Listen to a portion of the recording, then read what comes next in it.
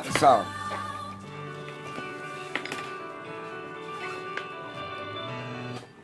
Olá, amigos. Muito boa tarde na poderosa paz de nosso Senhor e Salvador Jesus Cristo. General que nunca perdeu uma batalha está entrando no ar. Mais uma edição do programa teológico, primeira edição. Eu sou o pastor Roberto Cruvinel e, como faço todos os dias, quero dizer-lhes Reirene tu Kyriou, a paz do Senhor em grego bíblico. A paz do Senhor, meu irmão, a paz do Senhor, minha irmã, a paz do Senhor a você que abrilhanta esta programação, nos dando o privilégio da sua audiência. Muita gente me pergunta, pastor, como se escreve Reirene tu Kyriou? É muito interessante que as pessoas procuram no Google Tradutor e colocam a paz do Senhor. E na verdade, na maioria das vezes, aliás, sempre aparece uma outra forma de escrever, porque ali é o grego moderno. Reirene tu Kyriou é o grego koiné, ou o grego helenístico, não é? Na verdade, foi o grego difundido na época de Alexandre o Grande, né?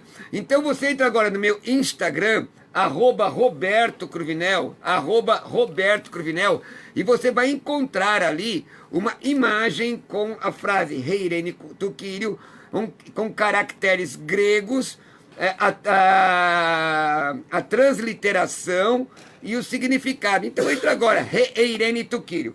Quero dizer aos irmãos que nós já estamos transmitindo a live. Eu estou aqui, não é, com esse moço bonito ao meu lado que eu já vou apresentar, não é? Eu sei que ele vai fazer declaração de amor aqui à esposa dele, como ele faz todas as vezes. Eu quero mandar uma saudação ao pessoal do norte do Brasil que está nos assistindo agora, não é? Então, compartilha a live. A minha live está no perfil do meu Facebook, Roberto Cruvinel. Vou repetir. Pastor Roberto Cruvinel, aliás, Roberto Cruvinel no Facebook, Roberto Cruvinel no Facebook, e a live será colocada hoje à noite, se Deus permitir, no meu canal do YouTube, que é Pastor Roberto Cruvinel. Comigo, pastor Elias Soares, que é pastor da Igreja Assembleia de Deus, Ministério do Ipiranga, ele que é professor, escritor, com obras que têm auxiliado o povo de Deus aí em muitos lugares do Brasil, acredito que até fora do Brasil. Pastor Elias Soares, meu amigo, Reirene tu Kyriou. Shalom, Haver, Shana Tová. Amém. Paz, amigo, feliz ano novo. É um prazer enorme poder estar voltando aqui, juntamente com o pastor Roberto Cruvinel. E eu quero já mandar um beijo especial para minha muito digna esposa, Débora Soares. Um beijo para você, te amo, sua linda. Um beijo para o meu filho Davi, a minha filha Abigail, que está lá na livraria do pastor Elias, na Conde Sarzedas, 160, loja 27. E Shana Tová para todos os irmãos, um ano novo abençoado na presença de Deus. E quero mandar também um abraço para o Elvis, que me trouxe ali com o Uber, né? Isso. O Elvis, ele que está começando na caminhada, buscando a Deus. Elvis, um abraço para você. Deus o abençoe em nome do Senhor Jesus. Continue caminhando, Elvis, porque a Bíblia diz lá no livro do profeta Isaías, este é o caminho. Não se desvie dele nem para a direita, nem para a esquerda, não é? Jesus, então, o texto do Evangelho de João 14 diz assim, Legem ao tu, Jesus, ego em mim, rerodós, cai realeta e a cai rezoe. Disse-lhe Jesus, eu sou o caminho, a verdade e a vida. Pastor, vamos começar? O Dário faz a pergunta já no texto do Evangelho de João. Quero lembrar que não é São João, essa é uma versão romana, tá? É o Evangelion Katai Ioannis. 14:28, eu vou ler. Ele pede para que o senhor explique a doutrina da Trindade com esse versículo. E o versículo 28 diz, 14, eu já ia lendo no capítulo 13, olha aí, irmão. 14:28 diz assim, ouvistes o que eu vos disse, vou e volto para junto de vós. Se me amasseis, alegrar-vos-ieis de que eu vá para o Pai, pois o Pai é maior do que eu. Meu Deus.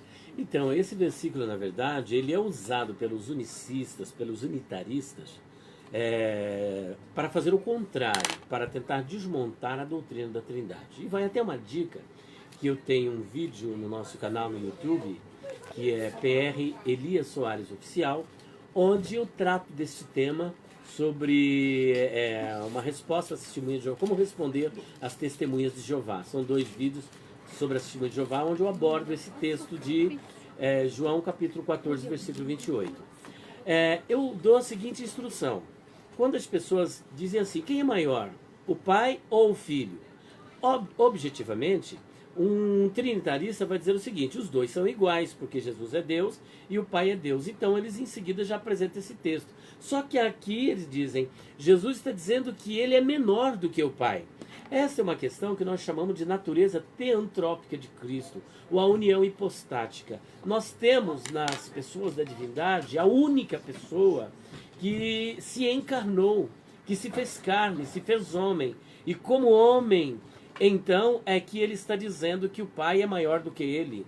Então o Pai, ele pode ser maior em 2 situações. Primeiro, o Pai é maior porque ele realmente é carne, o Filho é carne. E o Pai é maior no sentido de posição e não de natureza. Então, no sentido de função de posição, o Pai é maior, mas não no sentido de natureza. Porque o Filho é Deus e o Pai também é Deus. Então, em nada esse versículo desabona a doutrina da Trindade. Ela continua valendo. O Pai é Deus, o Filho também é Deus e o Espírito Santo também é Deus. Vamos continuar então um pouco nesse assunto, pastor Bora Elias.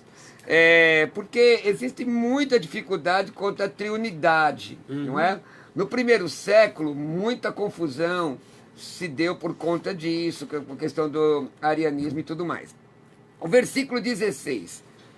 Aqui eu pergunto, está falando de personalidade ou essência? Por exemplo, e eu rogarei ao Pai, ele aponta, e ele vos dará outro, alós, outro consolador, a fim de que esteja para sempre convosco. Bom, aqui é uma questão de personalidade, não é? Que ele está apontando as pessoas. Como é possível entender Deus uno quanto a divindade e trino quanto a personalidade? Bom, nós temos a começar pela Torá. A Torá seria os 5 livros de Moisés. Em Devarim 6, a gente chama Devarim Vav Dalet, né? Ou seja, em Deuteronômio 6:4, há o Shema Israel. Shema Israel Yahvé Eloheinu Yahvé Echad. Ou seja, ouves Israel, o Senhor teu Deus é um. Mas esse um não é um no sentido absoluto. Por quê? A teologia judaica ela é absolutista. A nossa teologia no que diz respeito a Deus, ela é composta. Esse texto que o senhor citou de Deuteronômio é vertido depois no Evangelho de Marcos, acua Israel, né?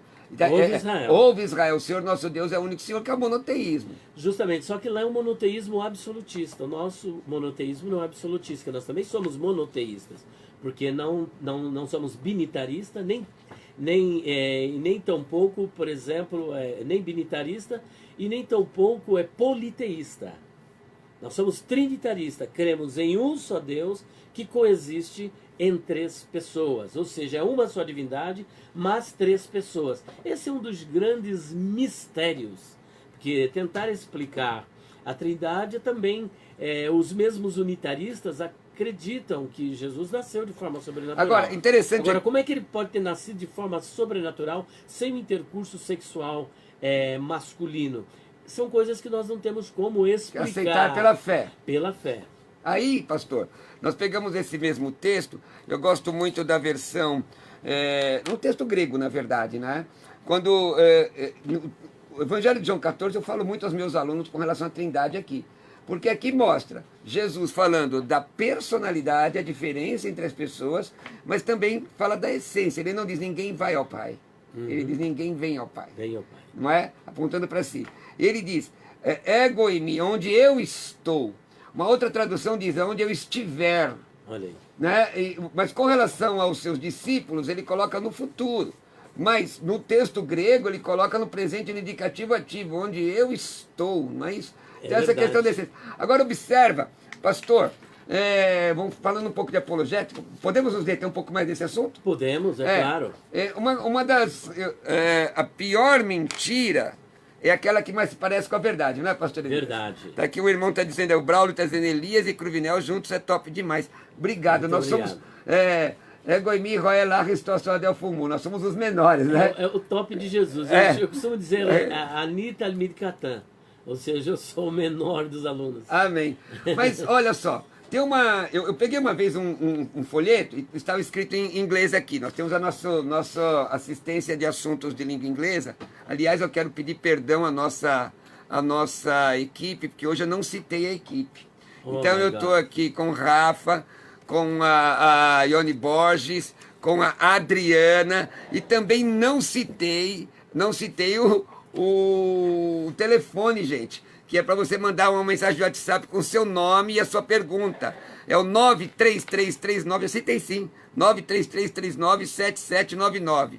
933397799. Mas eu peguei um papel com algumas regras de fé e uma diz: We believe in God, in Jesus Christ and the Holy Ghost. Meu Deus, eu confio em quem? Tradução: nós cremos em Deus, em Jesus e no Espírito Santo. Sabe qual é que regra? E a maioria dos crentes diz, está certo isso. Essa é a primeira regra de fé mormon. Olha aí. Não está dizendo que os três são um. Então, discorre um pouco sobre isso, que tem muita coisa que parece que é bíblico, mas não é. Não é porque nós cremos na Assembleia de Deus, nós cremos, está lá no Mensageiro da Paz, cremos em um Deus incriado, subsistente em três pessoas, o Pai, o Filho e o Espírito Santo. Faz um pouco dessa diferenciação aí, pastor. A bem da verdade, os três são um. São um em quê? São um em unidade, um em essência. Porque todas as três pessoas participam de uma mesma divindade. Não existem três divindades. Nós não somos triteístas. Não somos também politeístas, somos trinitaristas. E a trindade parte deste princípio, de que são três em essências, não obstante, são um em essência, melhor, e três em pessoas. São três pessoas. O Pai é uma pessoa, o Filho é outra pessoa, e o Espírito Santo é outra pessoa. Não obstante, nós temos uma só divindade, um só Deus, que coexiste em três pessoas. Para vocês, talvez seja complexo. Nós chamamos isso de pensamento suprarracional. É algo que vai além do raciocínio. Então não tem como você comensurar, como você destrinchar isso, que vai além da nossa mentalidade cartesiana. Explicar esta incógnita, explicar este mistério da divindade, como um pode ser três, é que Deus é Deus, Deus é transcendente. Um para nós é um, mais um é dois, mas um para Deus pode ser 1000 anos, e 1000 anos pode ser um dia. Que vale o que está escrito. É o que está escrito. Então Deus, ele não está limitado à lei da física. Deus não está dentro de um contexto cronológico, detido dentro de um contexto cronológico e nem sequer também matemático. Deus, ele é eterno, atemporal, transcendente. Ele vai além das nossas observações, das nossas pesquisas. Tudo que conhecemos de Deus é aquilo que na sua bondade ele quis revelar. Eu falei ontem, pastor, na mensagem que preguei, que o tempo verbal para Deus é o presente do indicativo ativo. Deus é hoje, Deus é ontem e Deus é amanhã. Então, para Deus... É o mesmo ontem, hoje será eternamente. Não tem sombra de variação. Malaquias disse, Tiago também. Agora, observa o perigo de we believe. Nós cremos in God, em Deus, em Jesus Christ, em Jesus Cristo, and the Holy Ghost. Mas não está dizendo que os três são um, não está dizendo que quem é Deus. Quer dizer, a pior mentira é aquela que mais se parece com a verdade. O Elias faz a seguinte explicação, seu xará. Aliás, a seguinte pergunta.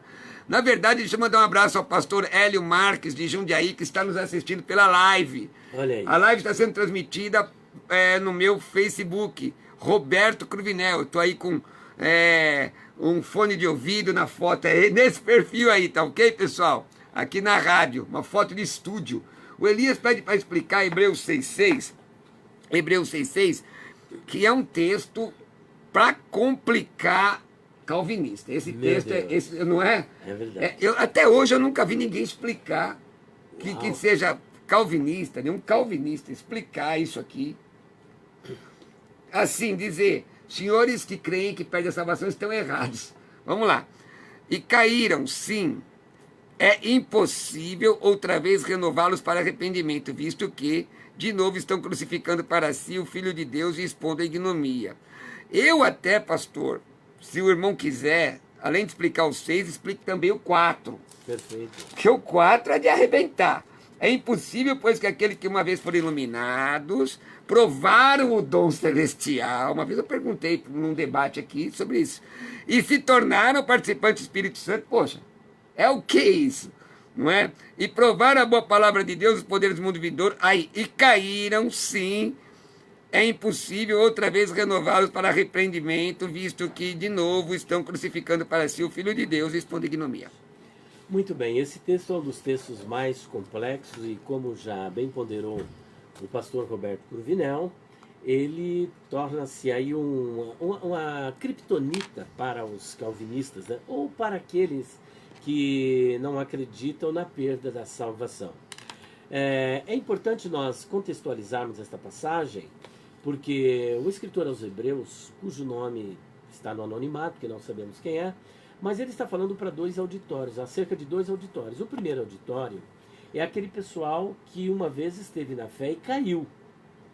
E o segundo é o que estava prestes a cair. E esses são os hebreus que estavam sendo pressionados a abandonarem a fé por conta das perseguições, por conta das prisões, sendo acusados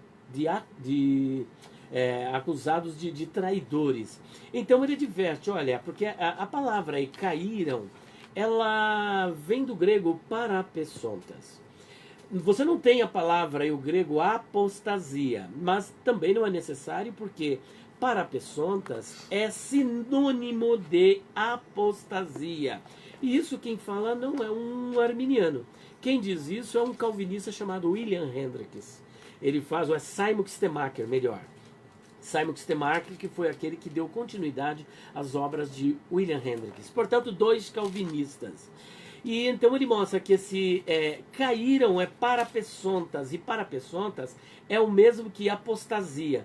E entenda-se apostasia, que esse pecado, como um abandono maldoso e deliberado da fé.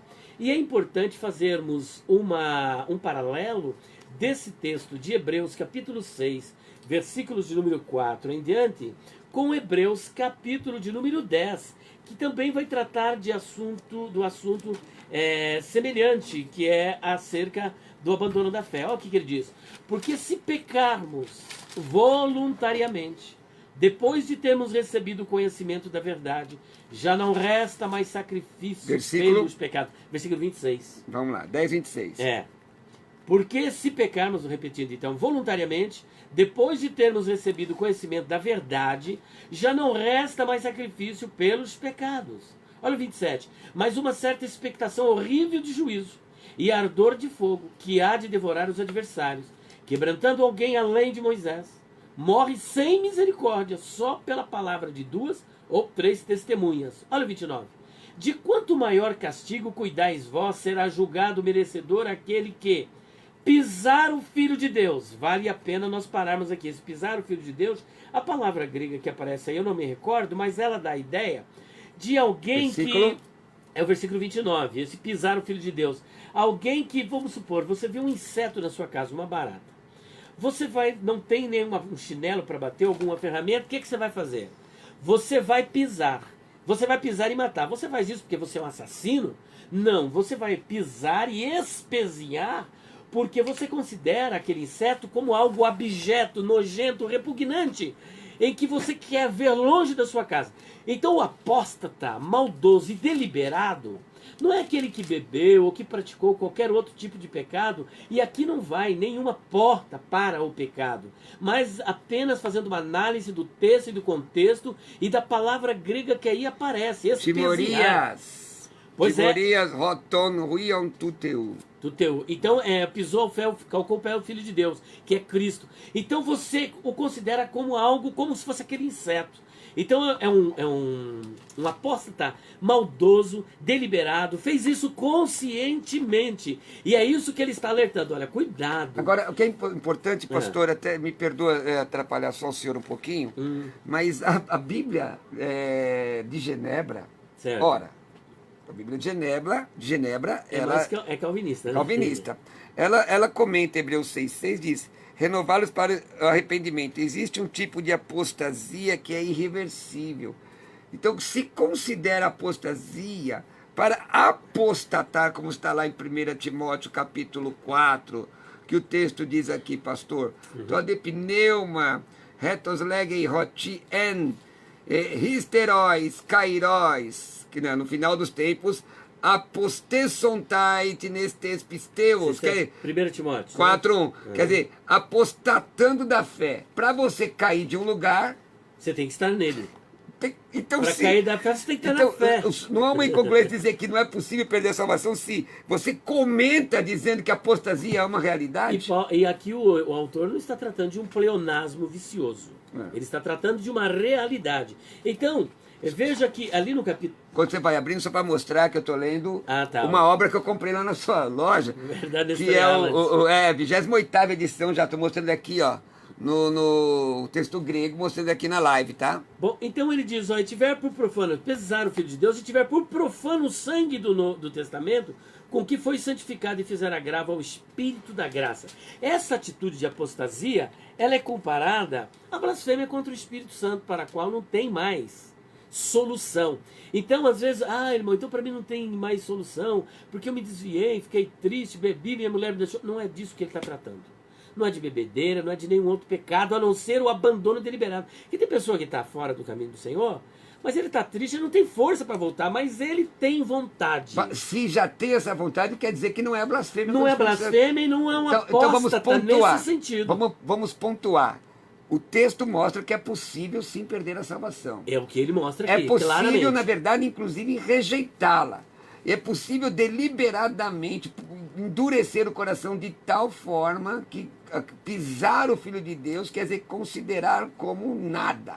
Como aquela barata que foi pisada. Justamente. Então, o texto, inclusive, o texto grego está dizendo isso.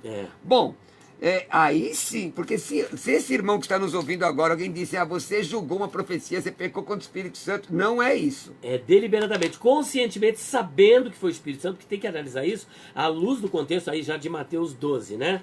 Mas só voltando aqui ao capítulo 6, para nós encerrarmos, o capítulo 6, versículo 4, diz o seguinte, porque é impossível que os que uma vez foram iluminados, a palavra iluminados aqui, o verbo, ele é fotistentas.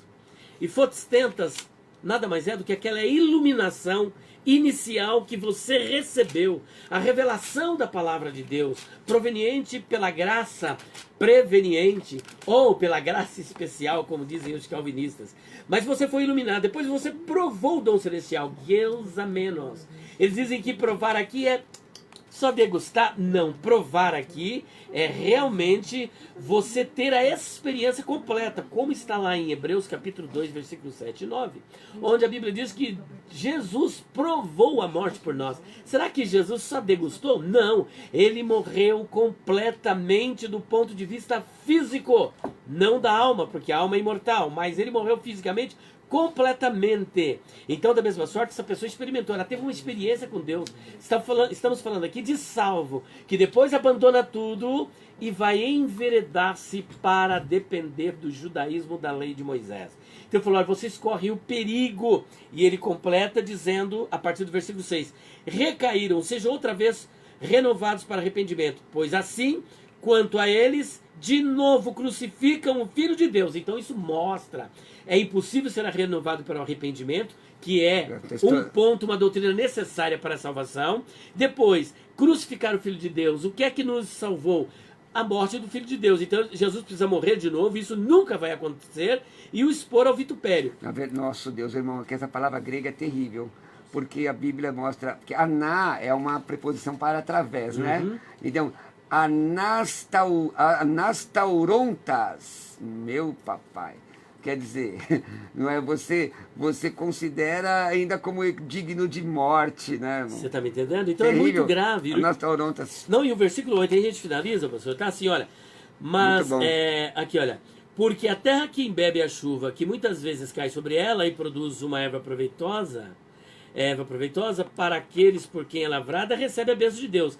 Mas aqui produz espinhos e abrolhos é reprovada e perto está da maldição, e seu fim é ser queimada. Ora, Então, mais prova do que isso? E o texto está mostrando, então, inclusive, irmãos, que foi muito boa a explicação. Depois você vai ver, provavelmente você vai colocar no seu YouTube, eu vou colocar Sim, no meu YouTube. estará no YouTube.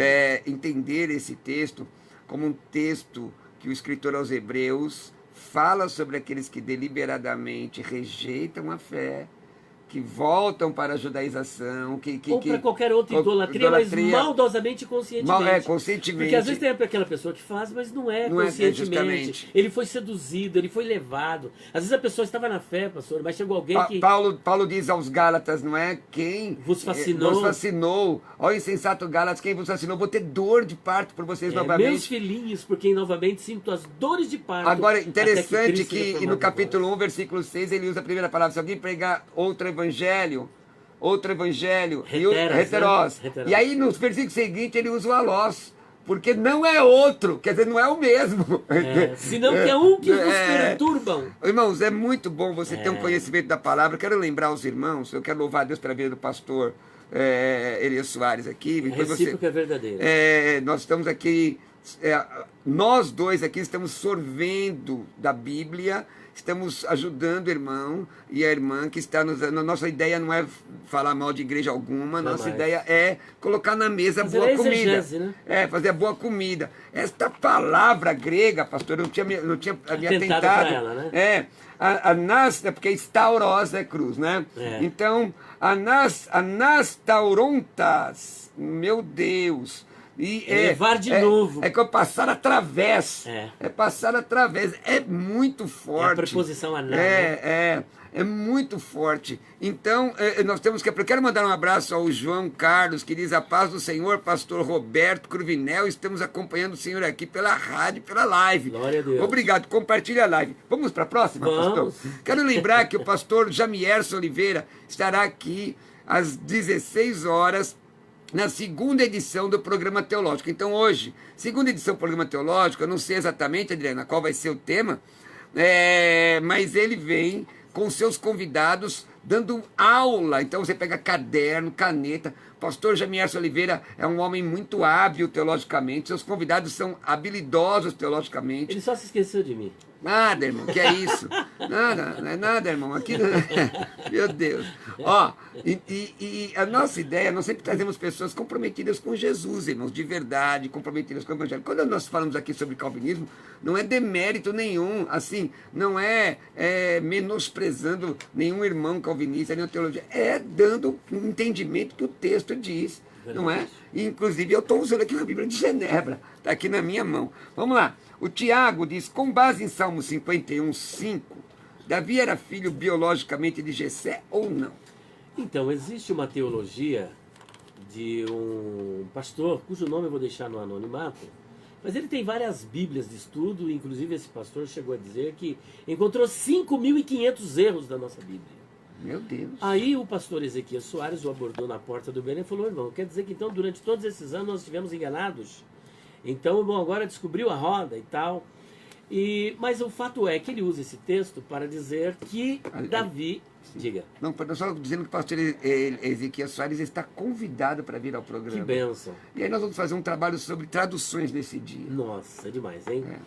Então ele usa esse texto para dizer que Davi era um filho bastardo, não era filho de Jessé. E por essa razão ele era humilhado, era desprezado e tudo mais. Com base neste texto, fundamentalmente nesse texto, em pecado, como que diz o texto? Em pecado me concebeu minha mãe. Salmo 50. Eu nasci em pecado e em pecado me concedeu minha mãe. Em iniquidade me concebeu a minha mãe.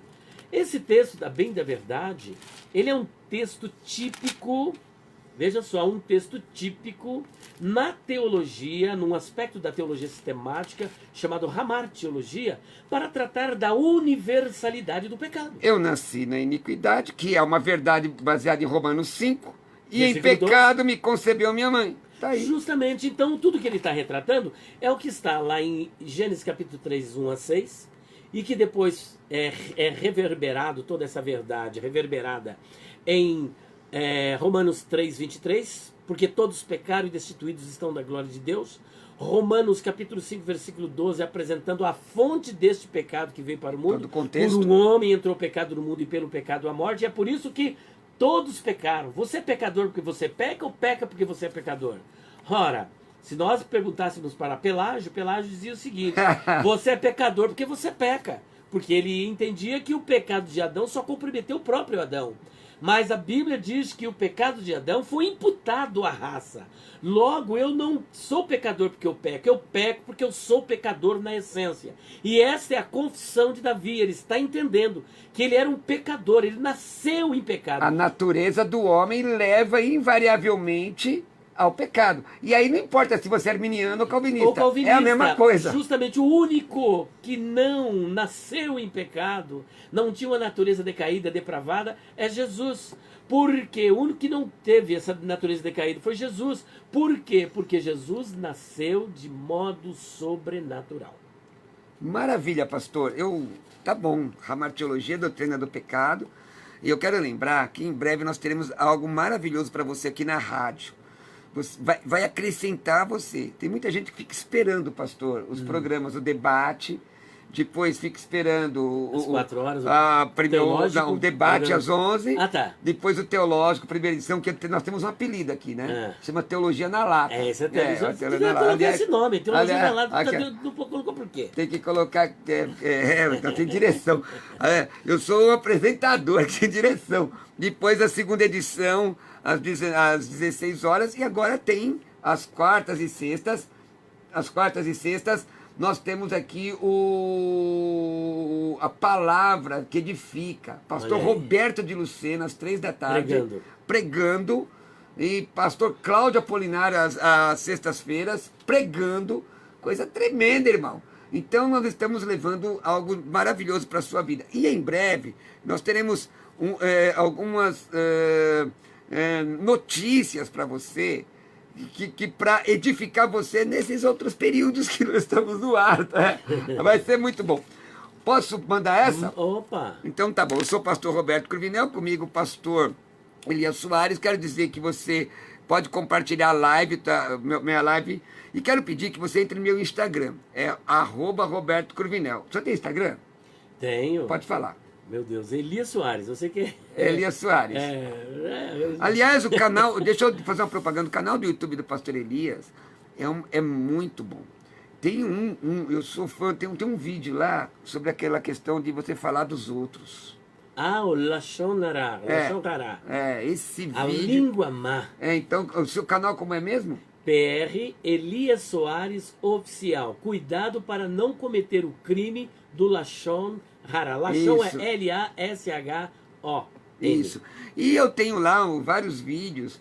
Nem sempre eu agrado todo mundo, mas eu tenho uns vídeos lá ensinando a palavra no meu canal, Pastor Roberto Cruvinel. Então entre nesses dois canais, compartilhe esses dois canais, vai ser bem. Se inscreva. Se inscreva. Deixe seu comentário, seu like. E coloque, acione aquele sininho que é as notificações. Isso, as notificações. Tá bom? Entra lá. Entra também no nosso Instagram, porque onde o pastor está sempre pregando. Eu estou pregando, por exemplo, hoje eu prego em Arujá, no Brasil para Cristo, no Arujá América. Eu prego dia 11, aliás, eu prego em Guararema. Dia 11 eu prego em Guararema, na Brasil para Cristo de Guararema. Dia 15 eu prego na Cristã Vida Plena, na Zona Sul, ali atrás do Autódromo do Interlagos. Dia 21 na Batista Filadélfia, em Lausanne Paulista. E ensinando a palavra, irmãos. Ensinando a palavra, vai ser uma grande bênção. Você pode estar lá, então, tá sempre aí no seu Instagram, né? Sim, então, com certeza. Vamos lá. O Braulio, se ninguém subir ao céu, como se ninguém subiu ao céu, como explicar Gênesis 5, 24 e segundo livro dos Reis de Israel, capítulo 2, versículo 11. Ele só esqueceu de apresentar o texto onde diz isso. Jesus que diz em João, capítulo 13, versículo 13. Porque ninguém subiu ao céu, senão o Filho do Homem que desceu do céu. E ele falou que eu e você que somos top. ele colocou aí na gente na saia justa, viu, pastor? Então, veja bem... Não, você... Vai lá. Vai lá, meu irmão. Nós entendemos, existem algum entendimento, pastor Roberto Cruvinel, no judaísmo, em alguns judeus, talvez até judeu messiânico, Netzarim e tal, que acreditam que Elias e Enoque não subiram ao céu. Né? Mas nós entendemos que Elias e Enoque literalmente subiram ao céu. Eles subiram ao céu. Mas agora, como conciliar essa aparente contradição com João 3, versículo 13, onde Jesus diz que ninguém subiu ao céu? Então, isso deve ser entendido à luz do contexto da cultura e do pensamento rabínico. O que Jesus está querendo dizer é o seguinte: essas palavras que eu estou ensinando para vocês, ninguém subiu ao céu e voltou de lá para trazê-las. Ela está sendo apresentada aqui, digamos num termo bem popular, quentinhas para vocês. Por quê? Havia no pensamento rabínico da época que Moisés, quando ele sobe ao monte, na verdade ele foi até o céu para trazer revelações para o povo. E Jesus está dizendo, não, ninguém subiu até lá. Ninguém foi lá até hoje ao céu para trazer este conhecimento. Esse conhecimento eu estou trazendo diretamente do céu. Eu sou a única pessoa que desceu do céu para trazer esse tipo de revelação para vocês. Com isso, Jesus não está desmentindo, porque o próprio autor aos Hebreus vai mostrar que Enoque, por exemplo, a Bíblia diz que pela fé Enoque foi trasladado para não provar a morte. Então nós temos dois textos bíblicos abonando para o fato de que Enoque foi para o céu. Ele foi trasladado, porque Deus para si o tomou. Nós temos Gênesis capítulo 5, versículo 24 e 25, e temos também Hebreus capítulo 11, e quando é feita a referência dos heróis da fé, o primeiro que aparece na lista é Abel. Pela fé, Abel ofereceu maior sacrifício do que Caim. E depois, pela fé, Enoque foi trasladado para não provar a morte. Pastor, uma coisa interessante, vamos ficar um pouquinho aqui. Aliás, a gente manda meu abraço ao pastor, professor Marcos Cruz. Ele está dizendo, 2 mestres reunidos, que bênção, saudações. Ele é estudante de hebraico, né? Anita Albit-Katan, Moré. Ele é um homem de Deus da nossa convenção, da Comadesp. Aliás, meu abraço. Eu convidei o pastor presidente da Comadesp para estar aqui. Vamos ver se ele pode estar. Também convidei o pastor presidente do Brasil para Cristo para estar aqui. Vamos ver se esses servos de Deus, pastor Bergamin, que é da Brasil para Cristo, pastor Carlos Roberto Silva, que é da nossa Comadesp, podem estar abrilhantando o programa aqui também conosco. Já estive lá com eles, lá o grande templo. Pastorei de pastores. Eu não fui muito bem, não. Fui no pastorei de pastor Roberto Luceno, inclusive. Pastor Roberto estava Luceno. lá, muita gente. Oh, meu Deus. Mas vamos ficar aqui uns 2 minutinhos. Muitas pessoas têm dificuldade, a hermenêutica chama de 2 formas: paralelismo real ou referência real. Paralelismo verbal ou referência verbal. Às vezes as pessoas pegam, os mais antigos, né, pegam aquela concordância e fazem estudos onde os versículos com a mesma palavra e faz uma coxa de retalho. E aí não leva em consideração o aspecto semântico do termo, academicamente é chamado relação semântica do termo dentro do enunciado. Quer dizer, o que é aquela palavra? Por exemplo, a palavra uranós. A palavra uranós, que é céu. Que céu? Que céu? Qual céu? É igual Hashamayim em hebraico. Hashamayim tem uma gama, um campo semântico muito grande. Hashamayim entende-se não apenas o céu que estamos contemplando, mas todos os céus, e além disso, todas as galáxias, o universo, toda a grandeza, toda a criação. E aí, está dentro do contexto que você define. E aí também na visão daquele autor. Por exemplo, a palavra Satã em Jó, ela tem que ser entendida dentro do contexto de Jó. Porque se você for relacionar com outras palavras que aparecem na Bíblia, você vai ter um certo problema de entendimento. O próprio Pedro é chamado de Hashatan, que se trouxeram para o hebraico. Mas em grego seria? Satanás? Satanás, então ele é chamado. Para trás de mim, Satanás. Mas não é o Satanás.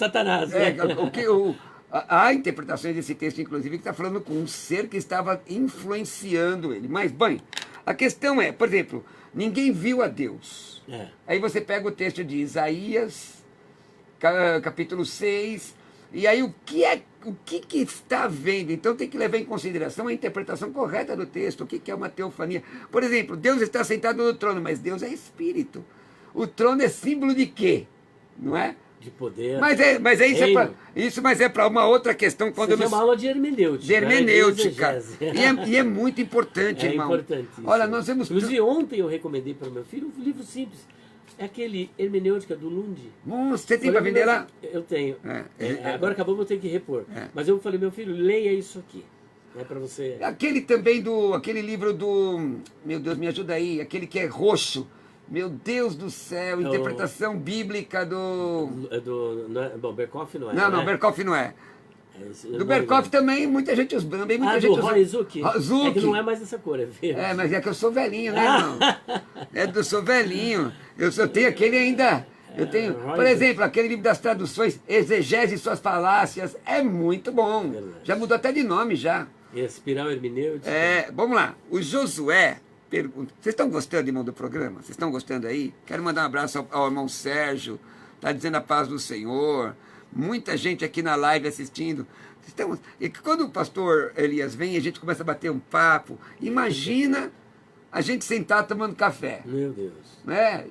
E vai longe. Acontece isso na livraria. Aí ele fala assim para mim, eu preguei sobre tal coisa. Sabe o que eu preguei dia 2, irmão? Sobre os 3 aspectos do sangue de Cristo em Apocalipse. Meu Deus. E Deus abençoou. Deus abençoou. E vamos lá. Isso está na internet, inclusive. Procura Brasil para Cristo de Arujá. Coloca lá. Olha, vamos lá. Tem muita gente assistindo aqui. Muito obrigado pela sua audiência. O Josué diz assim, quando a Bíblia cita Maria Bethânia... Maria de Bethânia. Perdoa, irmão. Olha, tá ficando famosa. Perdoa. É que eu mostrei para ti e esqueci. Mas quando Josué cita, quando a Bíblia cita Maria de Bethânia, Maria que lavou os pés de Jesus e a prostituta, esta está a falar de uma só Maria. Está a falar, parece português, né? Português. Está a falar da sua Maria. Falar. São 3 Marias diferentes, você entendeu a pergunta? Essas Marias são as mesmas? As mesmas? Então, a Bíblia fala de 9 mulheres com o nome de Maria. Sendo que 2 são designadas como Miriam, está no Antigo Testamento, e 7 como Maria no Novo Testamento. Agora, levando em consideração essa dos evangelhos, nós temos aí, por exemplo, a Maria de Betânia e Maria, irmã de Lázaro. Trata-se da mesma pessoa. Está no seu livro de onomatologia isso. No livro Perguntas Difíceis de Responder, volume 2. Tá. Quantas Marias existem? Maria Madalena era uma prostituta, uma coisa assim. Então você tem Maria de Betânia e Maria, a irmã de Lázaro, que está no capítulo 12 de João. Trata-se da mesma pessoa. A pecadora que ungiu os pés de Jesus, ou coisa parecida, trata-se de uma outra mulher que não recebe nome de Maria. Porque aí alguns confundem com Maria Madalena, porque ela está registrada em Lucas 7. Que logo em seguida, Lucas capítulo de número 8, vai falar da Maria Madalena, ou de Magdala, uma mulher muito abastada, rica, e que teve 7 demônios repelidos por Jesus. Essa senhora, desculpa, mas a senhora deu trabalho nos apócrifos, né? É verdade, tem o Evangelho de Maria Madalena, porque inclusive, Pedro diz o seguinte, no apócrifo diz assim, como é que pode Jesus falar com essa mulher? Pois é, aí até filme. Calma, Pedro. Então o que ocorre? Maria de Magdala, ou Maria Madalena, ela é associada, isso foi um erro de um papa, numa das suas homílias, né? Não sei se é Papa Gregório, não lembro o nome quem foi esse Papa, no 5º século, acho que é o Papa Gregório mesmo, ele fez essa pregação e associou a pecadora do capítulo 7 com Maria Madalena do capítulo 8, quando na verdade essa mulher é uma anônima, a do capítulo 7, é uma pecadora que entra na casa de Simão, o fariseu. Deixa eu fazer outra pergunta dentro disso, irmão, porque é uma coisa interessante, com relação a nomes femininos. Perfeito. Pouca ênfase é dada no texto bíblico. Então, quando a Bíblia fala Maria de Magdala, que na verdade se torna um adjetivo substantivado, como Judas de Quiriate, Judas Iscariotes, como até, dependendo da colocação, pode se transformar num epíteto. Eu pergunto, por que Maria de Magdala teve essa ênfase? Então, bem da verdade, só complementando, tratando-se de onomatologia, existe um aspecto da onomatologia conhecido como adjetivo gentílico. O adjetivo gentílico ele está ligado ao local onde a pessoa vive ou nasceu. Então, por exemplo, quem nasceu em Carapicuíba, o que ele é? carapicuibano. E quem nasceu na capital de São Paulo é o quê? Paulistano. Paulistano, o pessoal diz paulista. Ela, como nasceu em Magdala, que fica ali na região da Galileia, então ela é conhecida como Maria de Magdala. E ela ficou, então, destacada. Veja bem que o sobrenome, o sobrenome não era comum. Por exemplo, você tem Bartimeu, ou seja, o filho de Timeu. Bar Jesus. Bar Jesus, o filho de Jesus, que é o nome aramaico. Você tem outro como Maria Madalena, ou seja, aquela que veio de Magdala. Mas não era comum para mulheres. Você tem um porquê disso? Tem, existe sim. Os nomes que são dados ênfase são aqueles nomes que tem algum episódio importante ligado a este nome. Por exemplo, Maria de Magdala, ela tem pelo menos 2 episódios. O primeiro é porque dela o Senhor Jesus expulsou 7 demônios. Houve uma libertação. E o segundo episódio, mais de 2, o segundo episódio, porque ela juntamente com Susana, mulher do procurador romano, chamado Cusa, né? Procurador, ela sustentava o ministério de Jesus. Terceiro, por que ela recebe essa ênfase? Porque se tornou uma discípula fervorosa de Jesus. Quarto, porque foi a primeira pessoa para quem Jesus apareceu. Quinto, porque ela foi com Jesus até a cruz. Sexto, porque ela esteve na sepultura de Jesus. E foi uma seguidora fiel. Então existem várias razões. E sobre ela está escrito um texto maravilhoso. Já preguei sobre o texto que ela diz que ela faz o prosquinel.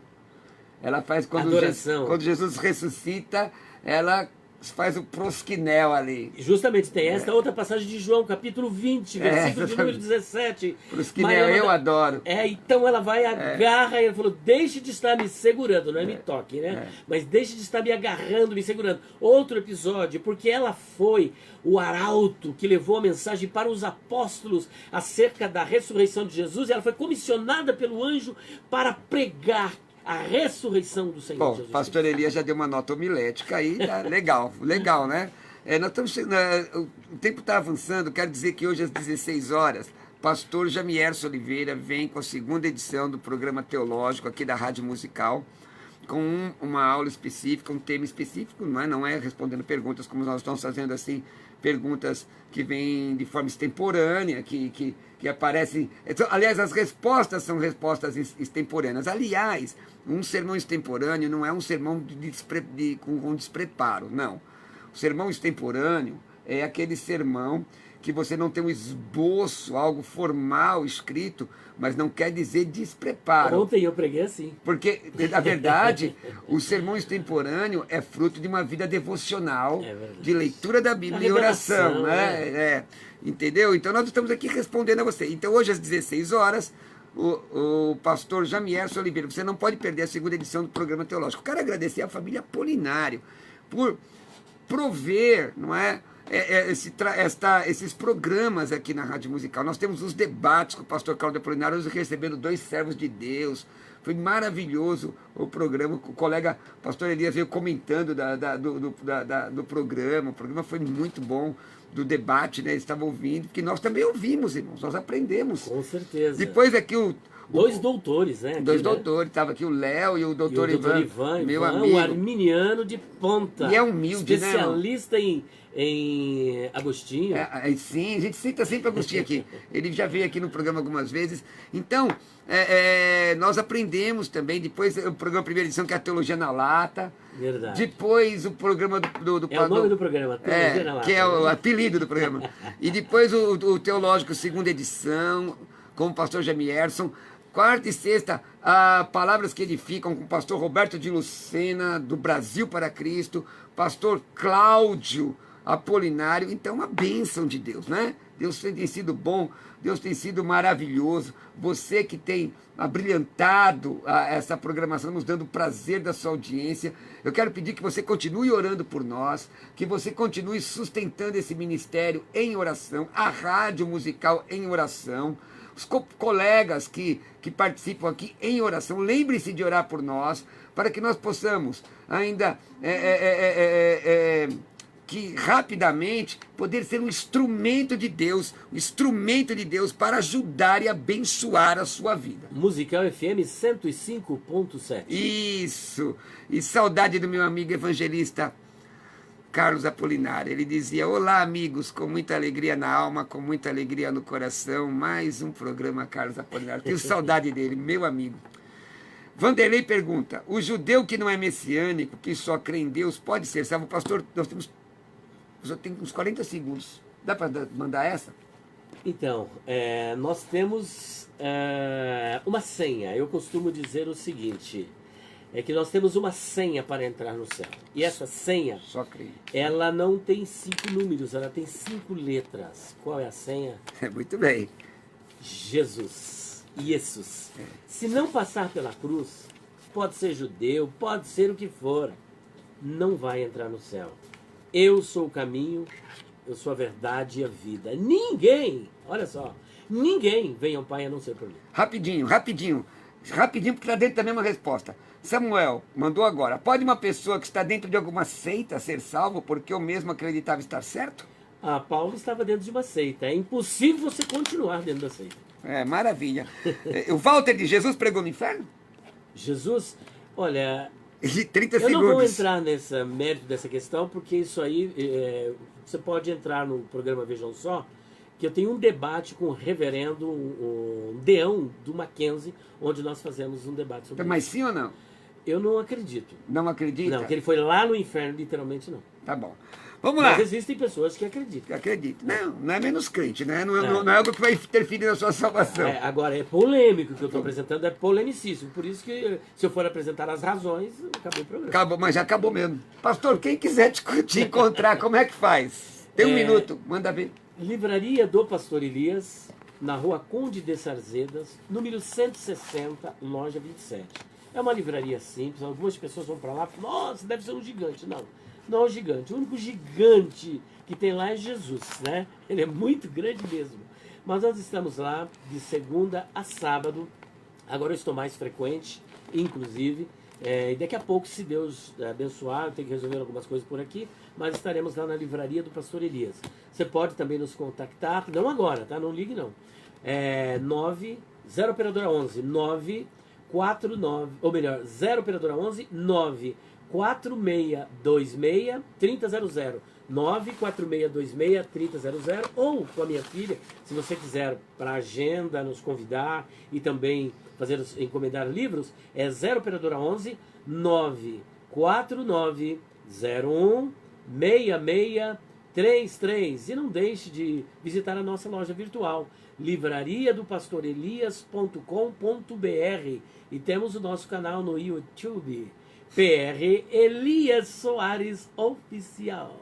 Maravilha. E tem muitas promoções lá, livros, os meus livros, perguntas difíceis de responder. Traz o meu, porque eu já dei 2 já. Olha só, o dele é o Pergunta Difícil de Responder sobre a imortalidade da alma. Ele comprou, doou, agora quer comprar de novo.